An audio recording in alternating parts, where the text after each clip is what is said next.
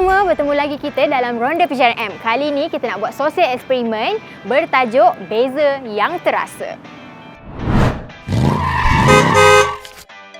Kalau korang nak tahu, sekarang saya berada di Giant Seri Kembangan tau.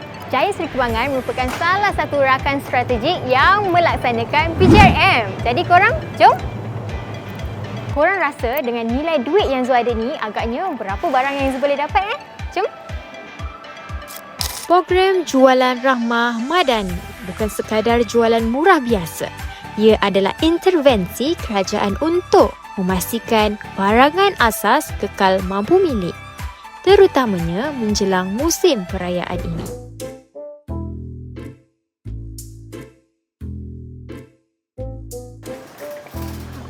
Akak nak beli barang apa tu? Minyak lah, baru nak ambil.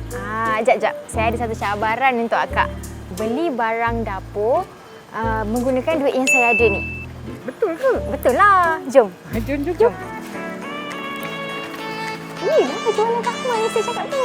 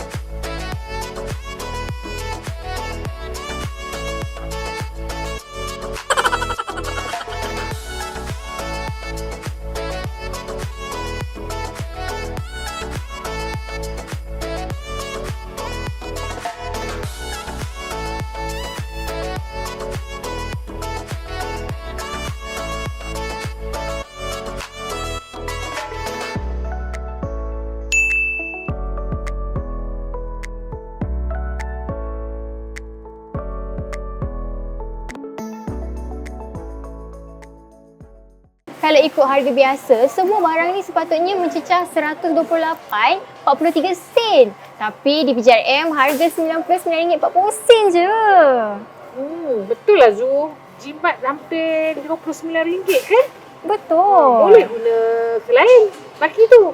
Betul. Item yang kita dapat pun banyak. Penuh ni. So far, Alhamdulillah, sambutan Rahmah has always been very encouraging, very positive lah sebab kat sini mainly dah ada a group of customers yang tunggu untuk diorang to get the very good price under Rahmah sebab dia punya 30% tu reduction make them save a lot of money lah for them. Perbezaan jelas. Eksperimen kita hari ini berjaya. So korang siapa yang nak pergi ke program Jualan Rahmah, bolehlah layari takwim PJRM ataupun buka je portal PJRM.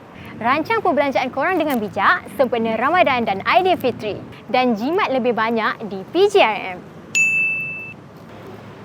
Kejap. Korang nak kita orang ronda dekat mana lagi lepas ni? Cuba komen.